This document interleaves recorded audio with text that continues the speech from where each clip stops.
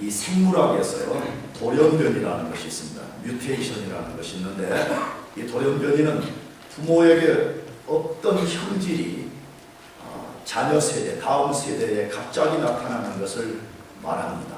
이 돌연변이는 크게 두 가지 이유 때문에 생긴다고 합니다. 첫째는 염색체 이상으로 온다고 합니다. 염색체의 수가 변하는 경우, 즉 이 아버지와 어머니 이 염색체가 수정이 될 때 당시 부모의 염색체가 반반씩 결합이 되는데 어느 한쪽이 더 오거나 덜 와서 문제가 생기는데, 이 사람의 경우에는 46개가 정상인데 만일에 45개가 되거나 혹은 하나가 늘어나서 47개가 되게 되면 문제가 생긴다는 것입니다. 두 번째는 유전자 구조의 변화로 온다고 합니다. 유전자 구조가 변해서 변형된 유전 정보가 전달되는 경우에, 이 돌연변이가 나타나는 이유는 정확하게는 밝혀지지 않았지만 엑스레이를 너무 많이 쪼이거나 방사능, 자외선 등을 너무 많이 우리가 쪼이게 될 때에 영향을 받게 된다고 합니다. 그래서 우리가 알듯이 돌연변이가 일어나게 되면 황금색 개구리가 나타나거나 검은색 백로가 태어나기도 합니다. 사람에게는 다운 증후군 같은 그런 참 마음 아픈 그런 질병들이 나타나게 됩니다. 며칠 전에 제가 대학 보는 어떤 학생에게 농담으로 너 돌연변이 아니냐라고 불렀습니다. 너 돌연변이 맞지? 내가 그렇게 농담했습니다. 왜 그랬냐 그러면 제가 본 그 학생의 부모는 그 아버지는 너무 핸섬했고 어머니는 너무 아름다운 미인이셨습니다. 근데 제가 보기에는 그 학생이 아무리 봐도 부모를 닮은 것 같지 않았습니다. 그랬더니 막 그 학생이 막 핏대를 올리면서 자기는 돌연변이가 아니라고 하면서 자기는 뭐 아버지의 어디를 닮았고 뭐 어머니 어떤 부분을 닮았다라고 강조를 했는데 제가 좀 납득이 안 됐습니다. 근데 하여튼 자기는 어답션 된 것이 아니고 확실히 그 부모의 자녀가 맞다가 있습니다. 그래서 제가 속으로는 돌연변이다 했습니다. 자꾸 누구인지 개수하지 말아요. 여러분, 인간 속에는 거대한 돌연변이가 있습니다. 이 최초의 인간에게 없었던 거대한 변형과 왜곡이 드러나기 시작했습니다. 어떻게 해서 인간 속에 거대한 변형과 왜곡이 나타나는가 하는 것입니다. 인간이 하나님 앞에 범한 죄 때문에 이 죄가 죄를 범하기 전에는 없었던 괴물과 같은 변형과 뒤틀림을 인간 속에 만들어냈습니다. 더 놀라운 사실은 이러한 괴물 같은 거대한 변형과 왜곡이 인류가 한 세대가 지나가기도 전에 강력하게 나타났다는 사실입니다. 방금 읽은 본문의 말씀이 그것을 증거해주고 있습니다. 아담이 죄를 범했고 그 아담의 죄의 유전과 영향력이 가인에게 나타났습니다. 그래서 가인이 동생을 잔인하게 죽였습니다. 가인은 하나님의 심판을 받아서 하나님 앞에 쫓겨나게 되었습니다. 16절 상반절의 말씀처럼 가인은 여호와의 앞을 떠나 살아가는 존재가 되었습니다. 다시 말하면 하나님 없이 살아가는 존재가 되었습니다.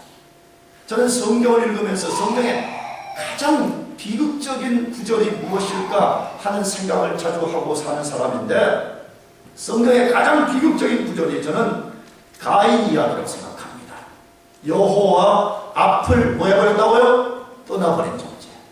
여호와 앞을 떠나서 하나님 없이 살아가는 존재. 이것이 가장 비극적인 단어가 아닌가 하는 생각을 하고 있습니다. 사람들은 하나님을 떠나고 하나님 없이 살아가는 것이 크게 문제가 되지 않는 것처럼 생각하고 있습니다. 심지어 교회 다니는 사람들도 그렇습니다. 하나님 잘 믿으면 좀 더 좋은 것이고 하나님 없이 적당하게 사는 것이 뭐 그렇게 문제가 되냐는 것입니다. 다 사람들은 뭐 다 대충 그렇게 살지 않냐라고 생각하고 살아갑니다. 절대로 그렇지 않습니다. 하나님 없이 살아가는 것만큼 절망적이고 위험한 것이 없습니다. 어디서 그 사실을 알 수가 있습니까? 오늘 본문에 소개되는 가인과 그의 후손들의 삶을 통해서 보여주고 있습니다. 우리는 오늘 본문의 말씀을 특별히 주의 깊게 살펴볼 필요가 있습니다. 그 이유는 여러 가지 때문입니다. 첫째로는 이 세상에 있는 많은 이론들이 성경의 가르침과 다르다는 것을 보여주고 있기 때문에 그렇습니다. 그 대표적인 것이 인간은 유인원 같은 존재에서 지금 같은 인간으로 진화되었다고 보는 것입니다. 그러나 성경을 잘 들여다보면 인간이 창조된 후부터 고도의 지혜를 가지고 찬란한 문화를 만들어내는 존재였다고 소개하고 있습니다. 오늘 본문을 우리가 주의 깊게 연구해야 될 또 하나의 이유는 문화라는 이름으로 행해지는 것들 속에 얼마나 위험이 도사리고 있는가를 보여주기 때문에 그렇습니다. 특별히 도시 문화에 대한 위험이 큰 것을 소개하고 있습니다. 문화가 하나님께 종속되지 않을 때 그 문화는 부패와 절망과 위험을 낳게 된다고 말씀하고 있습니다. 오늘 본문을 주의 깊게 살펴야 될 또 하나의 이유는 하나님을 떠난 인간이 만들어내는 것들이 하나님 앞에서 어떤 평가를 받고 있는가를 보여주기 때문에 그렇습니다. 앞으로 소개하겠지만 절대로 좋은 평가를 받고 있지 못한다는 사실입니다. 그 사실을 성경에서 오늘 본문만큼 분명하게 보여주는 것이 없다고 생각합니다. 정말로 우리는 하나님이 모세를 통해서 이 말씀을 기록하게 하셨을 때 어떤 관점으로 이 말씀을 기록했는가를 깊이 생각하면서 하나님을 떠난 인간이 얼마나 절망적이고 위험한가를 배워야 됩니다. 하나님 없이 사는 사람들은 성경은 절망이라고 말합니다. 매우 위험한 상태에 놓여 있다라고 말씀하고 있습니다. 그렇다면 하나님을 떠난 인간의 삶의 특성이 무엇인가 하는 것입니다. 오늘 본문에 5가지를 소개하고 있습니다. 첫 번째로는 안전의 도성을 만들지만 영원한 떠돌이로 살아간다고 말씀하고 있습니다. 하나님을 떠난 인간의 첫 번째 특성은 인간이 스스로 안전의 도성을 만들지만 하나님이 보실 때 그런 인간은 영원한 떠돌이라고 말씀하고 있습니다. 16절 이하에 말씀합니다. 가인이 여호와의 앞을 떠나 나가 에덴 동편 노 땅에 거하였더니 아내와 동침하니 그가 잉태하여 에녹을 낳은지라. 가인이 성을 쌓고 그 아들의 이름으로 성을 이름하여 에녹이라 하였더라. 가인이 하나님 앞을 떠나 나가서 성을 쌓았습니다. 이 가인이 쌓은 성은 오늘 뉴욕과 같은 도시는 아니었을 것입니다. 왜냐하면 고대의 성이라는 것은 우리가 대충 알고 있잖아요. 그러나 도시 문화가 시작된 것을 알고 있습니다. 그렇다면 왜 가인이 하나님 앞을 떠나서 성을 만들었을까 하는 것입니다. 불신앙 때문입니다. 하나님이 자신을 지켜주신다고 한 말씀을 믿지 못했기 때문입니다. 우리는 이미 창세기를 통해서 가인이 아벨을 죽이고 하나님 앞에서 쫓겨났을 때 가인이 공포에 빠졌습니다. 사람들이 자기를 죽일 것이라는 두려움에 빠져서 떨고 있었습니다. 그때 하나님이 가인에게 나타나셔서 가인을 사람들로부터 지켜주신다고 약속하시면서 증거로 표를 주었습니다. 내가 너에게 이 표를 줄 거니까 이제 아무도 너를 살해하지 못할 것이라고 하나님이 약속을 해주셨습니다. 그러나 가인은 하나님을 신뢰하지 못했습니다. 하나님의 약속을 받아들이지 못했습니다. 자신의 힘으로 성을 쌓아서 그것을 안전의 근원으로 삼았던 것입니다. 눈에 보이는 성이 하나님의 약속보다 더 안전하다고 여긴 것입니다. 가인의 모습은 이 시대 사람들의 모델이 아닐 수 없습니다. 저는 예수 안 믿는 사람은 거론할 필요가 없다고 생각합니다. 예수 믿는 사람들 중에서도 오늘 가인처럼 사는 사람들이 많습니다. 하나님 우리 안전의 근원임에도 불구하고 하나님과 하나님의 약속을 믿지 못하여서 인간적인 성을 만드는 것입니다. 더 많은 것을 저축하고 더 큰 집을 짓고 더 안전한 회사를 내가 만들어서 그것을 안전의 근원으로 삼겠다라고 하면서 가인성을 쌓는 사람들이 얼마나 많은지 모릅니다. 여러분 잘 대답해 보세요. 여러분 정말 무엇을 믿고 있는지. 하나님 우리의 필요를 채워주시고 보호해 주시고 아버지 노릇해 주시겠다고 하신 그 약속이 여러분의 안전의 근원인가? 아니면 가인처럼 그것을 믿지 듣지 못하였어. 아닙니다, 하나님. 난 눈에 보이는 성이 필요합니다. 나는 내 스스로가 안전과 만족을 얻을 수 있는 그런 성이 나에게 필요합니다. 그렇게 살아가는 사람인지를 여러분 점검해 보시기 바랍니다. 가인이 성을 쌓은 후에 성의 이름을, 아들의 이름을 따서 에녹이라고 붙였습니다. 에녹이라고 붙였습니다. 왜 자기 이름을 붙이지 않고 자기 아들 에녹 이름을 붙였을까요? 새로운 시작을 해보고 싶었던 것입니다. 하나님을 떠나서 방랑자로 살고 떠돌이로 살아가는 삶을 청산하고 싶었던 것입니다. 성을 통해서 지긋지긋한 나그네 삶을 중단하고 고정된 삶을 살면서 성을 안전의 근원으로 삼고 새 시작을 해보고 싶었던 것입니다. 어디서 그것을 알 수가 있습니까? 에녹이라는 이름이 그것을 암시하고 있습니다. 에녹이라는 말은 우리말로 번역하면 새로운 시작입니다. 하마쯤은 성을 지어놓고 가인 속에 그런 마음이 생겼을 것입니다. 나는 지긋지긋한 이런 삶을 중단해버리고 난 이제부터 새로운 삶을 살아보겠노라. 그러나 가인에게 전혀 새로운 것이 없었습니다. 그는 여전히 하나님 없는 삶을 살았고 여전히 영원한 떠돌이였습니다. 몸만 떠돌이가 아니었지. 그의 영혼과 그의 정신과 모든 것은 하나님 앞에서 떠돌이였습니다. 그것을 16절이 증거하고 있습니다. 가인이 살았던 곳, 가인이 성을 쌓았던 곳을 에덴 동편 노 땅이라 그렇게 소개하고 있습니다. 여기 노는 우리말로 번역하면 떠돌아다니는, 방랑하는 이라는 뜻을 갖고 있습니다. 여러분, 성경이 우리에게 무엇을 말씀하고 있어요? 하나님을 떠난 사람은 아무리 큰 성을 짓고 새로운 시작을 도모할지라도 여전히 떠돌이라는 것입니다. 인간 내면에 가인과 같은 의식이 강한 사람일수록 더 큰 인간성을 짓는지 모르는 것입니다. 잘 보세요. 왜 이 세상 사람들이 잠깐 있다가 없어지고 그걸 영원히 가져가지도 못하는 그것들을 손에 쥐기 위해서 발버둥을 치면서 가인보다 더 큰 성을 쌓으려고 발버둥 치는 이유가 어디에 있다고 생각하는 것입니다. 그들 속에 가인의 의식이 잠재하고 있기 때문에 그렇습니다. 하나님의 약속을 신뢰하지 못하고 눈에 보이는 그것을 안전의 근원으로 삼고자 하는 의식이 강하게 자리 잡고 있기 때문에 그렇습니다. 사랑하는 성도 여러분, 인간이 떠돌이 삶을 종식하는 길은 더 큰 성을 짓는 데 있지 않습니다. 하나님께로 돌아가는 데 있습니다. 믿습니까? 하나님께로 돌아가는 데 있습니다. 여러분, 하나님을 떠난다는 것은 제가 자주 예를 들지만 나무가 이 땅에서도 뿌리가 확 뽑힌 것과 같습니다. 뿌리가 뽑힌 나무는 반드시 죽음의 증상을 드러내는 것처럼 하나님을 떠난 사람은 죽음의 증상을 드러내게 되겠습니다. 아무리 좋은 집, 아무리 많은 돈, 아무리 많은 학식과 명예를 쌓는다고 할지라도 그 영혼은 떠돌이가 되는 것입니다. 방랑자가 되는 것입니다.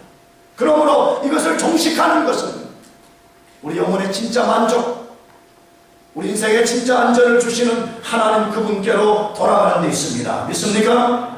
여러분, 그럴 때 진짜 안정과 평안과 만족과 하나님이 우리의 불성곽이 되어주셔서 인간이 지은 벽돌의 성이 아니라 하나님이 친히 불성곽이 되어주셔서 우리를 보호하시고 우리와 동행해 주시는 것입니다.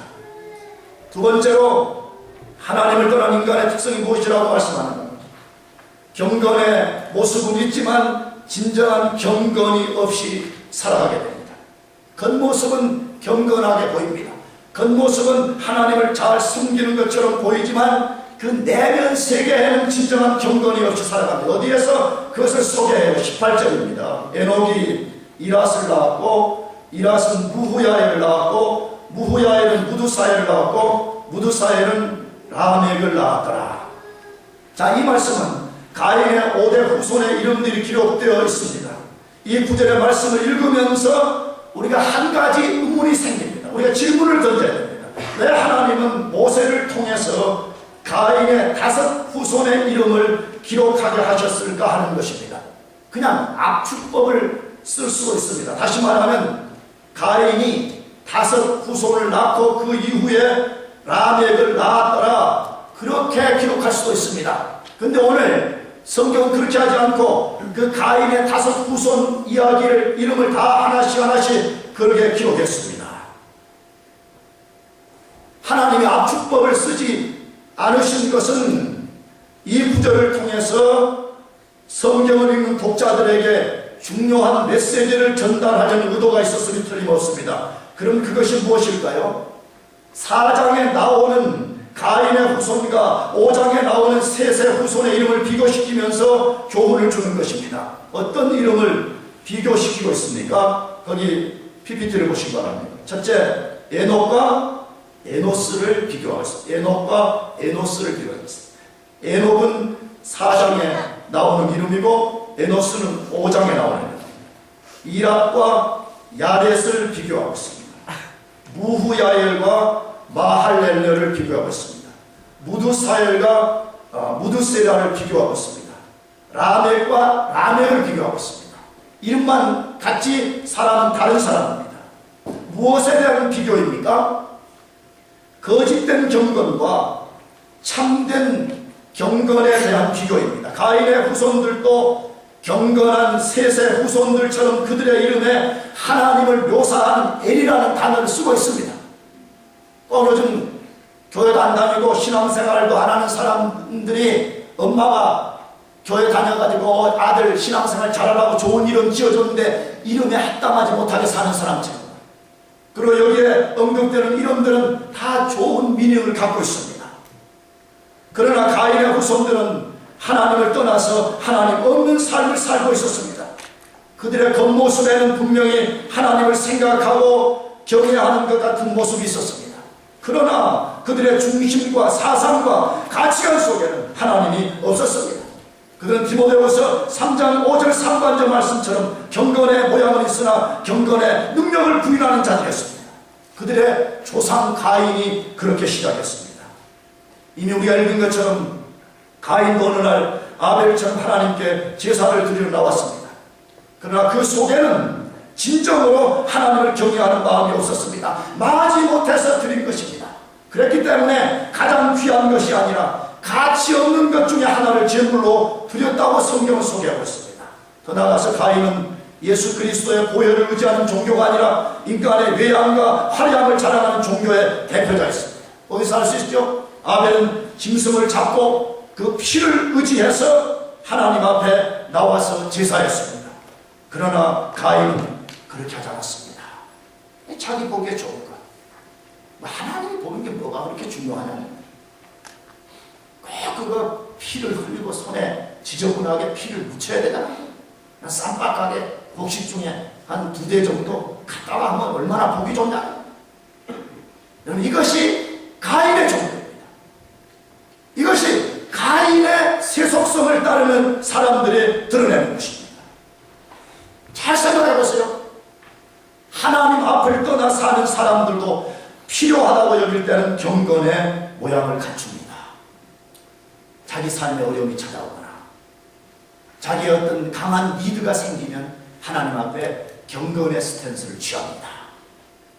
그러나 그 속에는 참된 경건의 능력이 없습니다. 여러분, 경건이란 말이 무슨 말이에요? 유세비아라는 이 단어는 무슨 뜻이죠?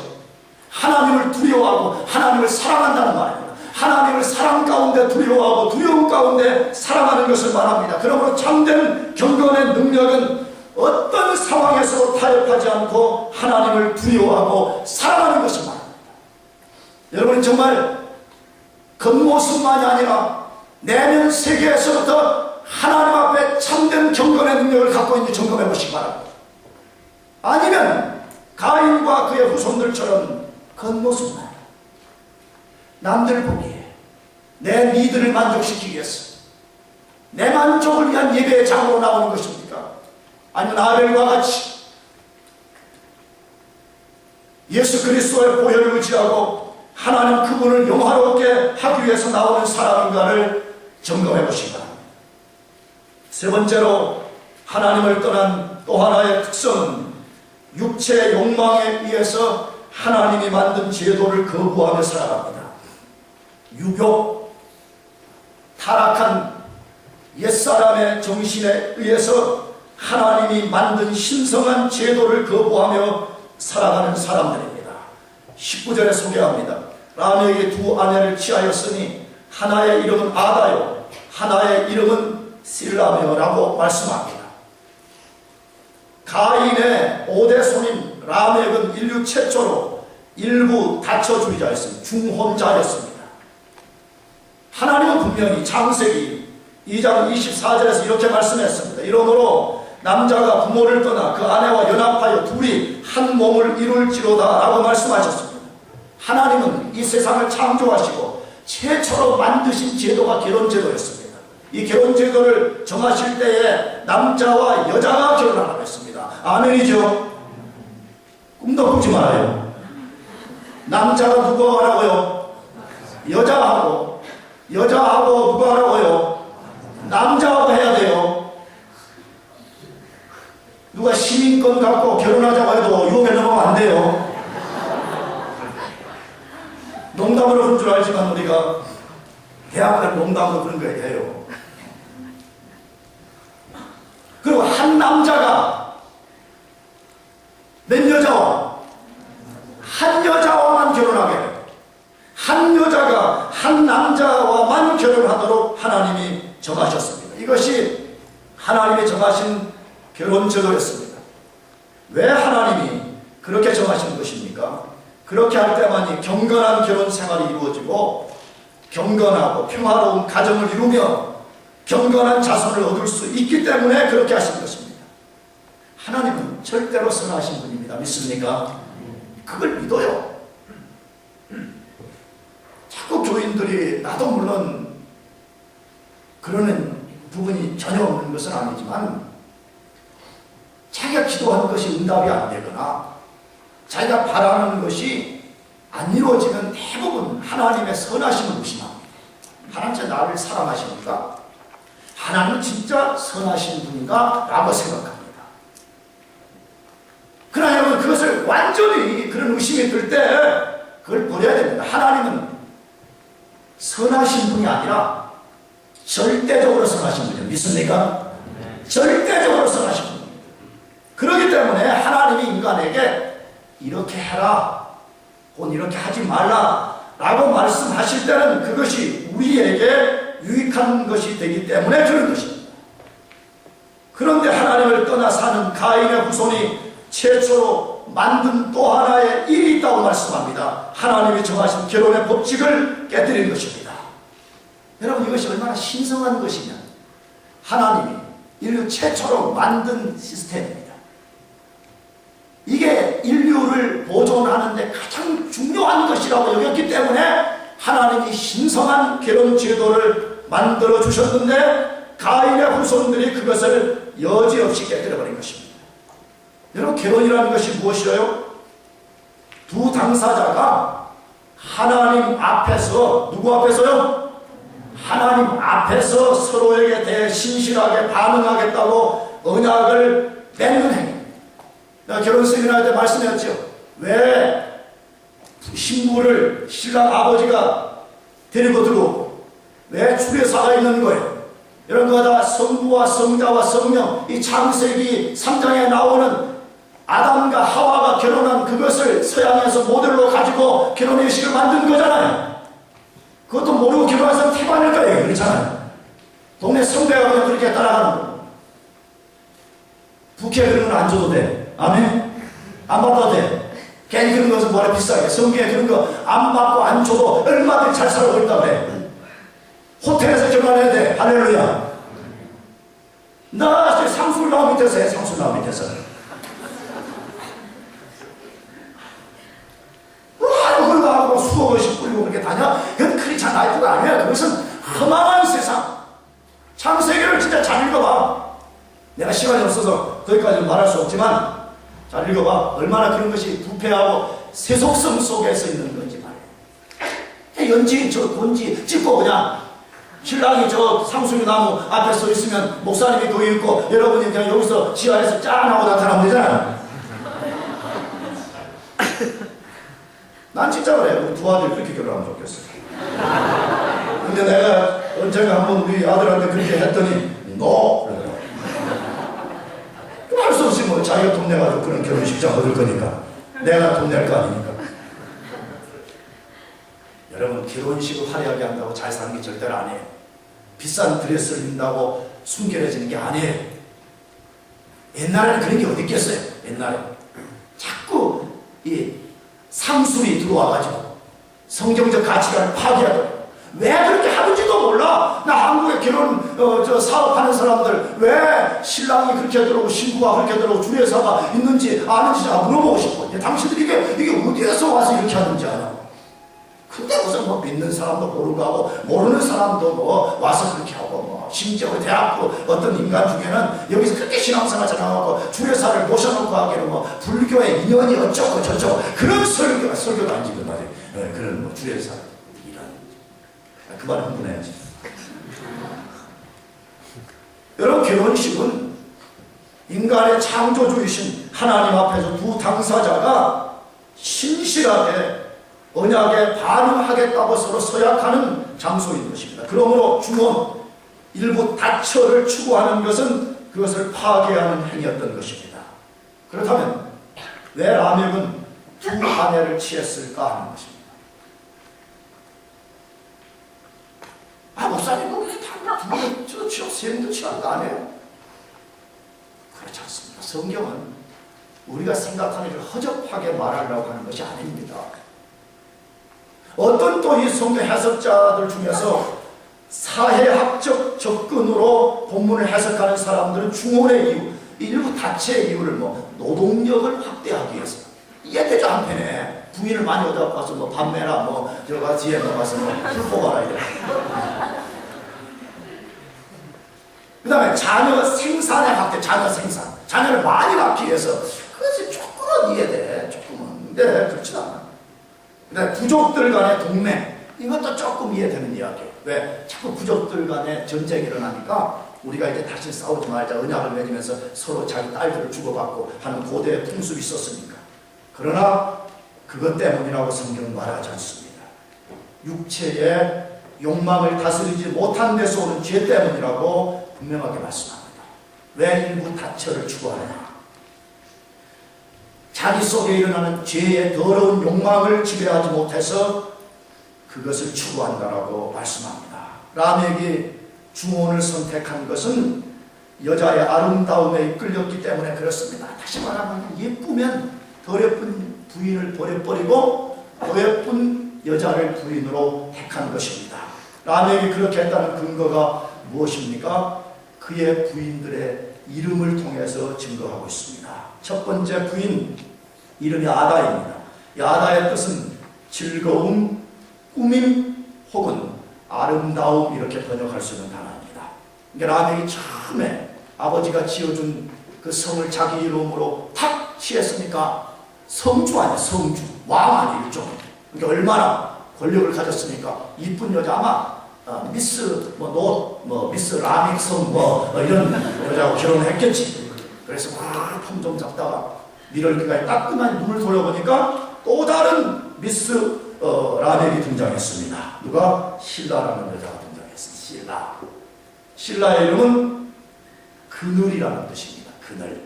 그런데 이 그늘이라는 뜻이 그냥 생각 없이 읽으면 그늘이니까 섀도잉 별로 안 좋지 않냐? 그렇지 않습니다. 이 성경의 문맥은 두 번째 부인이 얼마나 아름다웠으면 그의 모든 아름다움의 모든 것을 덮어버려서 그늘이 생길 정도라 그걸 지금 암시하고 있는 것입니다. 그러니까 신라가 얼마나 아름다웠는지를 소개하고 있습니다. 라멕의 선택 원리가 뭐라는 거예요? 유교적, 다시 말하면 눈에 보기에 아름다운 것이었습니다. 아름다운 것이라면 다 된다. 아름다운 것이라면 죄도 용서되고 과거에 그가 어떻게 살았는지 문제가 되지 않는다는 원리인 것입니다. 라멕이 행한 일이 수천 년 전의 일이 아니라 오늘 우리 주변에 행해지는 일입니다. 눈에 보기 아름답고 매력적이면 그것이 거룩하냐 경건하냐는 조금도 문제로 삼지 않는 세대입니다. 심지어 그것이 하나님이 만드신 신성한 제도인가에 대해서도 조금도 걱정하지 않습니다. 조금 더 중요하게 여기지 않는 그런 세대 속에 살고 있는 것입니다. 여러분은 삶의 원리가 무엇이에요? 죄로 인해서 육체의 욕망을 따라서 마음대로 살아가는 존재들이에요? 아니면 하나님이 넘지 말라고 한 그것을 신성히 여기고 그 바운더리 안에서 순종하고 살아가는 사람들인지를 점검해 보시기 바랍니다. 네 번째, 하나님을 떠나 사는 사람들의 또 하나의 특성이 있다고 말하는데, 많은 영역에 큰 발전을 낳지만 주님의 인정을 받지 못하고 살아간다고 말씀합니다. 많은 영역에 거대한 발전을 이루지만 만물의 창조주이시오 심판주이신 하나님 앞에 인정을 받지 못하고 살아간다고 말씀합니다. 어디에서? 20절 하반절에 아담 야발을 낳았으니 그는 장막에 거하여 육축치는 자의 조상이 되었고 그 아우의 이름은 유발이니 그는 수금과 풍소를 잡는 모든 자의 조상이 되었으며 실라는 두발가인을 낳았으니 그는 동철로 각양 날카로운 기계를 만드는 자요 두발가인의 누이는 나아마이었더라. 라암에게 두 아내가 어떤 자녀를 낳았으며 그 자녀들이 어떤 일의 최초의 개발자들이었는지를 소개하고 있습니다. 다시 정리하면 어떻게 소개되고 있죠? 야발은 장막에 거하여 육축치는 자의 조상이 되었다. 그 아우 두 번째 아들 유발은 악기를 만드는 자의 조상이었다고 소개됩니다. 두발가인은 동철로 날카로운 기계, 즉 전쟁 무기를 만드는 자의 조상이었다고 소개합니다. 앞에서 말씀드렸듯이 그들은 절대로 유인원들이 아니었습니다. 짐승에서 사람으로 막 바뀌어져 막 이상한 고릴라 반 사람 반 어깨가 구겨진 막 이상한 돌도끼 들고 다니는 웃어줘요. 그런 존재가 아니었습니다. 이미 고도의 지혜와 숙련된 기술을 가지고 가축뿐만 아니라 들짐승들을 훈련시키는 능력을 가졌습니다. 왜? 히브리어 본문에 보면 가축이라는 단어와 들짐승들이라는 단어가 다른데 여기에 쓰여진 단어는 들짐승을 말하는 것입니다. 그들은 들짐승들까지 후려서 그것을 기르고 훈련하는 그 능력을 가지고 있었다고 말합니다.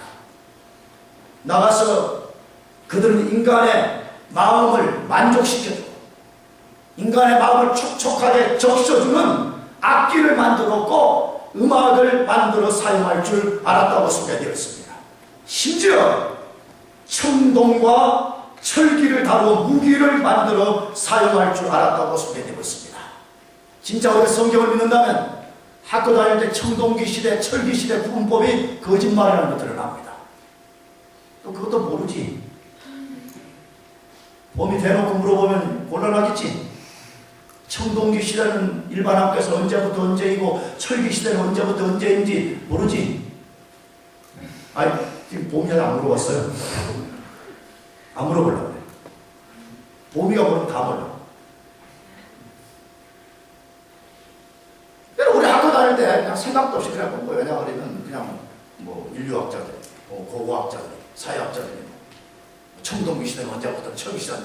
근데 오늘 본문에 뭐라고 그랬어요? 두발가인은 동철로, 동과 철을 자유자재로 다루어서 그래서 날카로운 기계, 전쟁 무기를 만들 수 있었던 사람이라고 소개하고 있습니다. 람에게 세 아들은 다양한 영역에서 놀라운 개발과 발전을 낳은 것이 틀림없습니다. 그러나 하나님은 그들의 업적을 인정치 않고 거절하셨습니다. 그 근거가 무엇입니까? 4장에서 그들의 일들을 소개한 후에 갑자기 4장 말미에 와서 스토리가 사라져버립니다. 그리고 5장에 경건한 셋의 후손들의 스토리로 바뀌게 됩니다. 만일 람에게 후손들이 이룬 그 일과 업적들이 고귀하고 위대한 일이었다면 셋의 후손들을 출현시키지 않았을 것입니다. 더 나아가서 창세기 7장에서는 홍수로 그것들을 다 쓸어버렸다고 소개되고 있습니다. 하나님 없이 살아가는 인간들이 만든 문화를 하나님이 매우 좋아하지 않는다는 것을 성경은 말씀하고 있습니다. 그렇다면 하나님은 인간이 지혜를 가지고 어떤 기계를 만들고 문화를 만들어내는 것을 싫어하시는가 하는 것입니다. 그렇지 않습니다. 하나님은 하나님 없는 문화, 다시 말하면 인간이 중심이 되어서 하나님을 떠난 채로 문화를 만드는 것을 원치 않습니다. 왜 하나님이 하나님 없는 사람들이 하나님 없는 문화를 만들어내는 것을 하나님 원치 않는가 하는 것입니다. 그렇게 될 때 그 문화는 우상 숭배가 되고 인간을 교만하게 만들기 때문에 그런 것입니다. 잘 생각해 보세요. 왜 오늘 젊은이들이 그토록 연예인들을 그렇게 좋아하는가? 왜 그렇게 아이돌에게 미쳐있는지 모르겠어요. 심지어 예수 믿는 젊은이들조차도 그렇게 살고 있다는 것이 정말 통탄에 맞을 수 없습니다.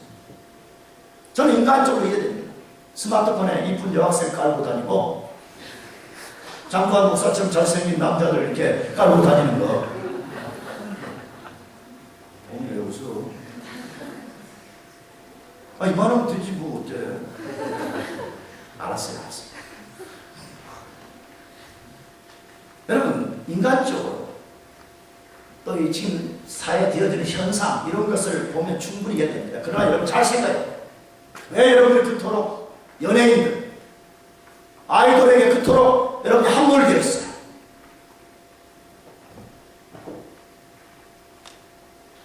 목사님 다 그런 거 아니에요. 여러분 그렇게 한다면 여러분의 신앙은 단 한 발짝도 진보될 수가 없습니다. 정말 여러분 속에 그 아이돌, 그 연예인들보다 여러분의 영혼과 여러분의 존재를 만족시킬 리가 하나님이시라는 걸 진짜 믿고 있냐는 것이고, 정말 우리가 예수 그리스도 안에 있으면 그들이 가져다 줄 수 없는 그 허망한 것이 아니라 진짜 거룩함과 진정한 생명과 진정한 기쁨을 누릴 수 있는다는 것이. 그것이 없으니까, 그것을 경험해 본 적이 없으니까 그런 것들로서 대리만족을 얻으려고 하는 거야. 아이돌이잖아. 아이돌. 그들이 우상이잖아요. 우상. 여러분 우리 크리스천들 잘 생각해보면 이것이 오늘날 이 현대의 문명과 문화 앞에 직면되어 있는 우리 크리스천들이 싸워야 되는 내용 중에 하나인 것입니다. 그럼에도 불구하고 아무 생각 없이 그것들을 무분별하게 수용해버리는 그런 상황에 떨어져서 우상 숭배자가 됩니다. 나가서 그 문화 때문에 스스로 교만한 가운데 떨어지는 것을 우리는 잘 보고 있습니다. 그래서 하나님이 하나님 없이 하나님을 떠나서 만들어내는 문화를 하나님께서 기뻐하시지 않는 것입니다. 그러므로 여러분들이 악기를 사용한다, 음악을 한다, 잘 봐요. 지금 가인의 후손들이 만들어낸 이 세속성으로부터 온 이것들을 잘 여러분들이 알고 사용해야 됩니다. 이것을 잘 알지 않고 사용하게 될 때에 정말 우리 하나님 기쁘시게 할 수 있는 것입니다. 그러나 우리가 이것을 하나님 안에서 잘 사용한다면 하나님께 영광을 돌릴 수 있습니다. 아멘. 왜 그렇죠? 다윗을 보세요. 분명히 하나님 없는 사람들이 만들어낸 악기였지만 다윗은 그것을 하나님께 복종시키고 그것을 가지고 하나님을 영화롭게 하는 사람이 되었습니다. 여러분 이것을 확대해서 여러분의 공부, 여러분의 연구, 여러분의 학위 받는 것, 그게 정말 하나님의 통제 안에 있는가, 예수 그리스도 안에 복종된 것인지를 잘 생각해 보시기 바랍니다. 하나님은 요한계시록을 통해서 하나님 없는 문화를 다 거절하는 날이 올 것이라고 말씀했습니다. 여러분 그러므로 여러분들이 사용하는, 여러분들이 누리는 문화와 삶이 하나님 안에 있기를 축복합니다. 마지막 다섯 번째, 하나님 없는 사람들이 만들어내는 특성이 뭔가 하는 것입니다. 타인에게는 잔인하지만 자기 자신에게는 끝도 없이 관대함을 나타내며 살아간다는 것입니다. 23절 이하입니다.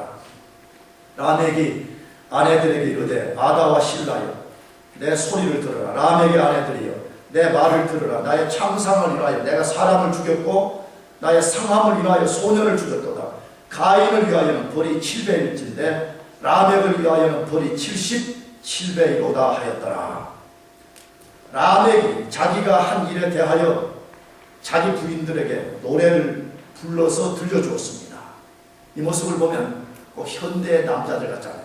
여러분, 남자들은 끝도 없이 여자들에게 좀 잘 보이려고 하는 성향을 갖고 있거든요. 만약 우리 대학부에 자매들이 한 명도 안 나온다 그러면 모르긴 해도 대학부에 한두 명 빼놓고 다 교회 안 나올 거예요.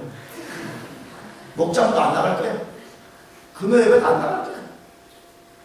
복기도 안 나갈 거예요. 뭐지, 복이 요즘 좀 굉장히 변화됐다 목사님 자꾸 말하는 복이 굉장히 많이 변했어요. 1학년 때는 여자 공무원만 따라다녔는데 이제 3학년이 되더니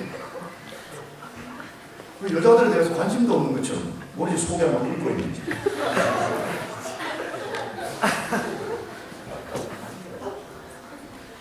이 라멕은 오늘 현대 남성들의 전형적인 모델이라고 생각합니다. 그 내용이 어떻게 시작됩니까? 자기의 창상을 인하여 사람을 죽였다고 말합니다. 자기 창상을 인해서 자기 사람을 죽였다고 말합니다. 우리는 어떤 창상인지 정확하게 알 수 없지만 라멕이 죽인 그 소년, 어떤 소년이 라멕에게 상처를 입힌 거예요. 창상이니까 아마 이 무슨 칼이나 어떤 흉기 같은 걸로 상처를 입혔어요. 그런데 가인은 그 소년을 죽여버렸습니다. 자신은 분명히 상처를 입었습니다.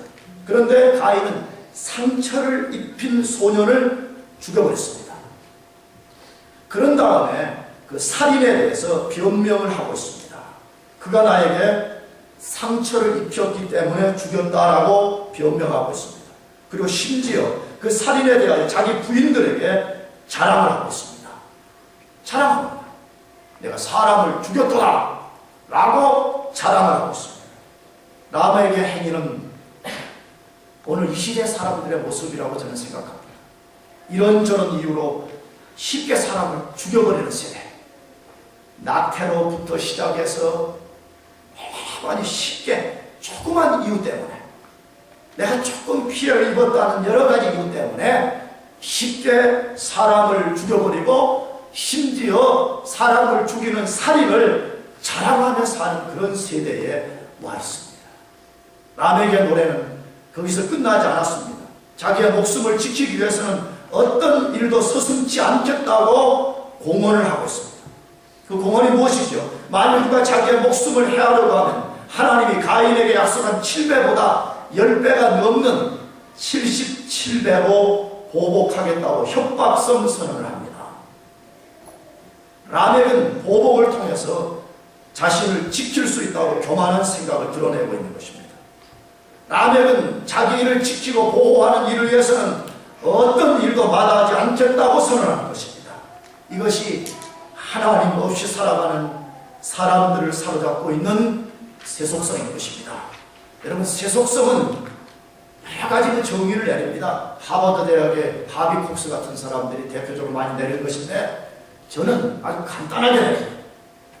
하나님 없이 행해지는 모든 것이 세속성입니다. 가인을 통해서 온 아담의 7대 손과 경건한 셋을 통해서 온 아담의 7대 손이 너무 다르다고 성경이 소개하고 있습니다. 가인의 후손인 라멕은 칼의 노래를 부르며 산 사람입니다. 나는 마음에 안 들면 다 죽이겠다, 보복하겠다, 나를 지키기 위해서는 내가 무슨 일인지 하겠다 라고 칼의 노래를 부르고 산 사람이었습니다. 그러나 셋의 후손인 에녹은 하나님과 동행한 사람이었다고 성경이 말합니다. 에녹은 하나님과 300년 동안 동행하다가 죽음을 맛보지 않고 들려서 천국으로 올라갔다고 선언하고 있습니다. 사랑하는 교회 여러분, 하나님을 떠나서 하나님 없이 살아가는 것은 단순한 문제가 아닙니다. 치밀한 문제가 아닙니다. 하나님을 떠나 살면 아무리 화려한 인생의 성을 쌓고 업적을 드러낸다 할지라도 그 결과는 허무하기 짝이 없고 그 영혼과 그 존재는 방랑과 떠돌이로 산다고 성경이 말씀하고 있습니다. 사랑하는 교회 여러분, 하나님께로 돌아갈 때만이 진정한 생명과 안정과 평안이 있음을 믿으시기 바랍니다. 하나님께로 돌아가요. 왜 자꾸 하나님을 떠나려고 그러죠? 왜 조그만 어려움이 생기면 하나님을 떠나려고 그러죠? 그럼 물어봅시다. 그렇게 하면 진짜 여러분 삶의 솔루션이 생깁니까? 성경이 말하잖아요. 하나님 말씀하잖아요. 하나님 우리에게 콜링하고 있잖아요. 삶에 어떤 어려움이 찾아와도 진짜 안전의 근원이 되시고 생명이 되신 하나님 떠나지 말라고 말씀합니다. 사랑하는 교회 여러분, 하나님께로 돌아갑시다. 아멘. 하나님께로 돌아가면 거기에 만족이 있습니다. 거기에 진정한 체험이 있습니다. 거기 진짜 하나님이 함께 해주셔서 떠돌이가 아니라 하나님 안에서 영원히 사는 그런 축복이 있습니다. 그렇게 되기를 축복합니다. 기도하겠습니다.